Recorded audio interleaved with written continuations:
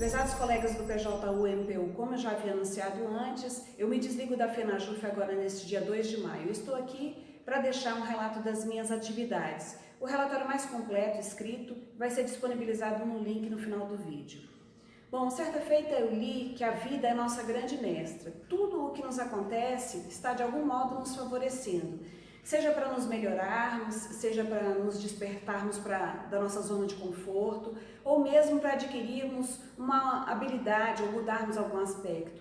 O propósito é sempre o aprimoramento. Eu li também que muitas vezes a vida não convida, mas intima as atualizações necessárias para o nosso próprio progresso. A gente deve sempre aceitar os desafios de progresso, não só por uma questão pessoal, de evolução pessoal, mas porque o nosso progresso é também a nossa melhor forma de contribuir onde quer que estejamos. Afinal, se nos melhorarmos, nós melhoramos tudo ao nosso redor. Eu ainda me lembro do ano de 2015, que foi emblemático para todos nós, um momento que me tirou da minha zona de conforto e me trouxe para um novo ciclo de vida. Além da oportunidade de conhecer colegas de outros tribunais e que hoje se tornaram meus grandes amigos, colegas inclusive de outros estados, eu cresci em consciência e assim acabei me propondo a estar na Sejus como vice-presidente, no Sindijus como delegada sindical e na FENAJUF como coordenadora. Fui eleita no 9º Congresso, tomei posse no dia 1º de maio de 2016. A chapa pela qual eu fui eleita, que é a FENAJUF Sem Corrente, se propôs a missão de apresentar mudanças efetivas na FENAJUF, com planejamento, transparência, aproximação com os sindicatos e servidores, a fim de fortalecer a categoria. Adotou como princípio basilar a autonomia e a independência da organização sindical, procurando tornar a federação livre da ingerência de partidos políticos, governos e administrações. E assim eu mantive a minha atuação nesses 2 anos de gestão. Com a chegada do período das eleições gerais, a vida me convidou para outro desafio de progresso. E como eu não sou de fugir de desafios, eu resolvi encarar. Me filiei e hoje eu sou pré-candidata a deputada federal. E para não violar o compromisso assumido de evitar a ingerência de partidos nas entidades sindicais, no formato proposto pela nossa chapa, eu renuncio ao cargo de coordenadora, entregando a continuidade da missão ao nosso suplente, Glaucio Luiz, por ocasião do revezamento de titularidade ocorrido agora no dia 1º de maio de 2018. É bom esclarecer, mais uma vez, que o pequeno período de 1 mês e pouco entre a minha filiação partidária e o meu desligamento definitivo da entidade se deu em razão do indicativo de interpretação do estatuto de que, no caso de vacância, a vaga deve ser ocupada pelos suplentes na ordem de eleição. Ou seja, se eu saísse antes do dia 1º de maio, eu poderia estar abrindo a mão da vaga da nossa chapa para outro colega de outra chapa. Então, aguardamos para que a renúncia se desse na suplência e não na titularidade. Outro esclarecimento que eu penso que seja importante é que a proposta foi a de evitar a ingerência de partidos nas entidades. Isso porque nós tivemos um histórico muito ruim em relação a isso na nossa categoria e ainda há uma ferida especialmente aberta para os colegas do DF. Era algo importante para aqueles que nos confiaram os mandatos, votaram em nós. Essa distorção de dizer que nós éramos antipartidários e que havia perseguição a afiliados a partidos é má interpretação ou até má fé de alguns. A crítica sempre se deu à influência nas entidades e nunca contra o sistema político em si. De qualquer modo, é sempre possível tratar com respeito às divergências. Há quem entenda que o apartidarismo é importante nas entidades, há quem entenda que não é. Só não dá para confundir apartidarismo com antipartidarismo. Bem, voltando ao relato, eu tenho o hábito de fazer um relatório de atividades por todos os lugares em que eu atuei e não seria diferente na FENAJUF, mesmo porque eu acredito que seja uma obrigação de qualquer dirigente fazer sua prestação de contas para aqueles que ele representa. Nesse vídeo eu vou apenas dar um panorama das atividades de natureza administrativa, atuação específica na coordenação jurídico-parlamentar, propostas apresentadas à diretoria executiva, além da atuação geral em encontros, plenárias ampliadas, reuniões, fóruns e ambientes de debate, bem como atividades de mobilização, lembrando que o relatório escrito é mais descritivo e será igualmente disponibilizado. De acordo com o artigo 1º, parágrafo 2º do Estatuto, a operacionalização administrativa da FENAJU fica a cargo da diretoria executiva. Sendo assim, a responsabilidade é compartilhada por todos os coordenadores.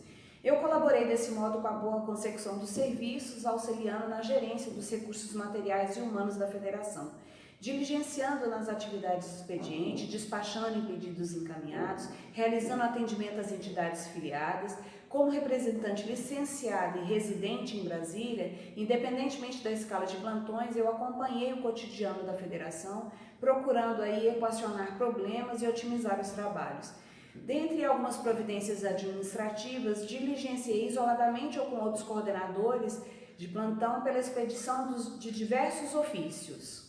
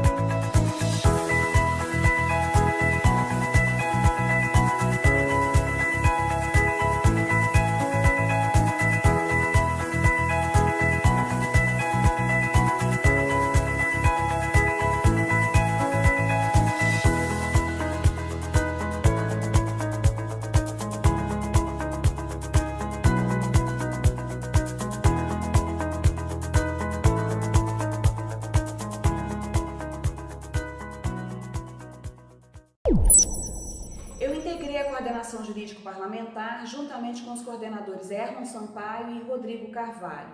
Desse modo, além das atividades de competência geral, desenvolvi o acompanhamento de temas jurídicos de interesse da categoria, atuando em parceria com a Assessoria Jurídica Nacional e com a Comissão Jurídica Nacional.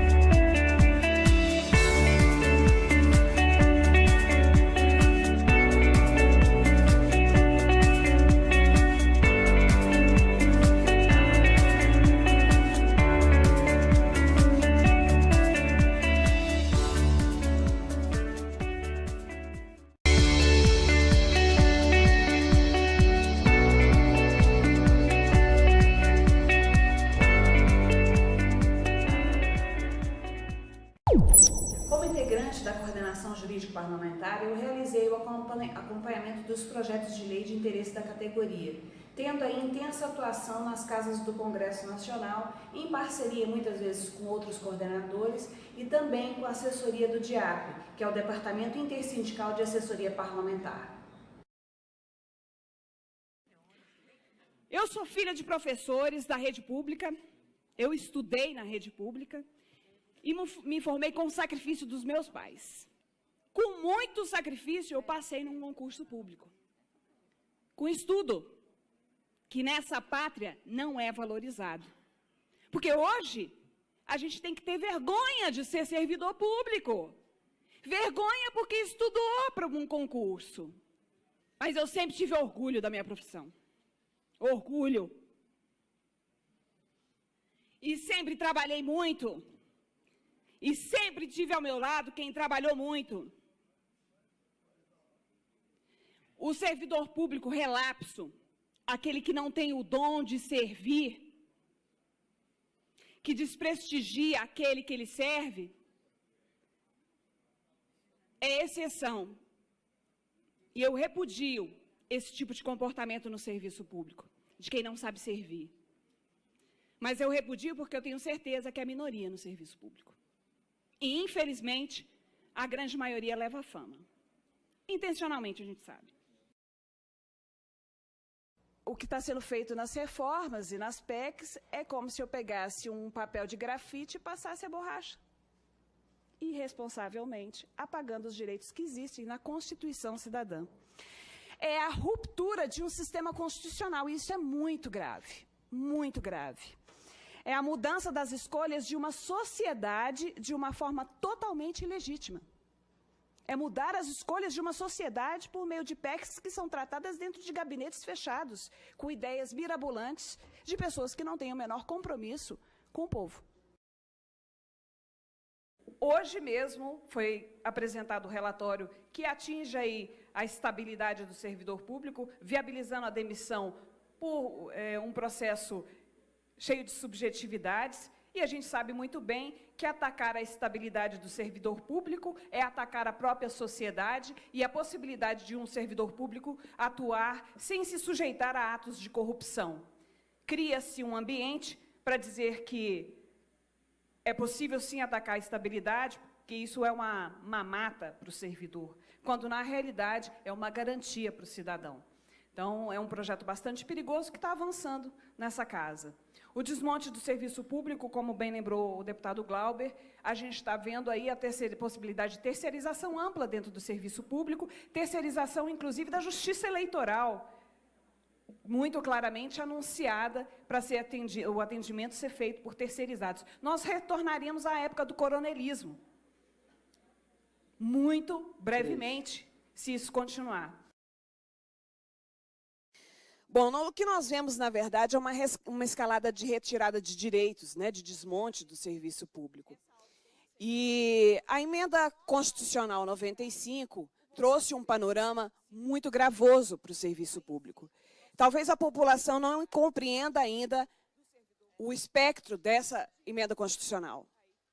Se ela não for revogada, nós teremos o fim do serviço público.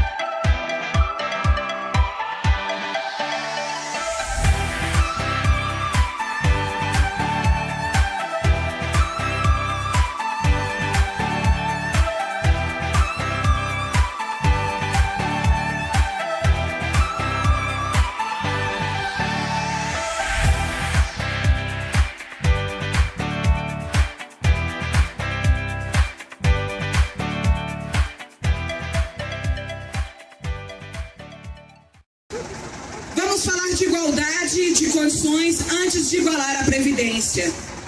Porque para compor ministério, para estar no poder, mulher não serve. Mas para carregar o fardo da Previdência, ela serve. É para isso que querem as mulheres, para carregar no lombo a sociedade. Então, meu apelo é às mulheres: juntem-se e participem de toda e qualquer mobilização. A afronta maior tem sido em relação a nós. A igualdade de idade é inconcebível diante do que se tem em termos de mercado de trabalho para a mulher hoje. Esse vídeo, obviamente, não pretendeu elencar a totalidade das atividades desenvolvidas. Como disse no início, é apenas um breve panorama do meu mandato. O que eu procurei deixar claro é que realmente me empenhei o máximo que pude nas minhas tarefas, fazendo sempre o que eu entendi mais adequado, sem violar minha consciência e valores, obedecendo às decisões da categoria, me subordinando a elas como deve ser, mas também mantendo a liberdade de avaliação na tomada de decisões estratégicas, cumprindo o meu compromisso de bem representar os servidores. Eu não me candidatei à perfeição, certamente não pude agradar a todos, isso seria impossível. Eu reconheço que posso ter cometido algumas falhas, mas sempre no desejo de fazer o melhor no meu papel. Acho que ofereci também muitos acertos. Eu registro que continuo acreditando que o sindicalismo é um importante instrumento de defesa coletiva de direitos. Acho que ele merece uma mudança de cultura em alguns aspectos, especialmente aperfeiçoar os mecanismos de decisão. A gente ainda lida com muita morosidade e burocracia, a gente ainda tem uma crise de representação. Precisamos democratizar mais os instrumentos de participação, os sindicalizados devem ter um acesso mais direto às decisões, a tecnologia está aí para isso. Precisamos levar o sindicalismo para o século XXI. Esse é um caminho para o qual trilham todos os ambientes políticos, uma representação mais direta e legítima. Ao final, cabe a gratidão pela oportunidade de exercer tão nobre ofício e pelo intenso aprendizado. É necessário registrar o meu agradecimento aos colegas coordenadores pela troca de experiências de crescimento, aos funcionários pela parceria no cotidiano dos trabalhos, aos diretores dos sindicatos filiados pela generosidade e à categoria pela chance de representá-la. Eu sigo o meu caminho, atendendo a um chamado interno de aprimoramento e ao desafio para o qual a vida me intimou. Fiquem em paz e bem, força e fé.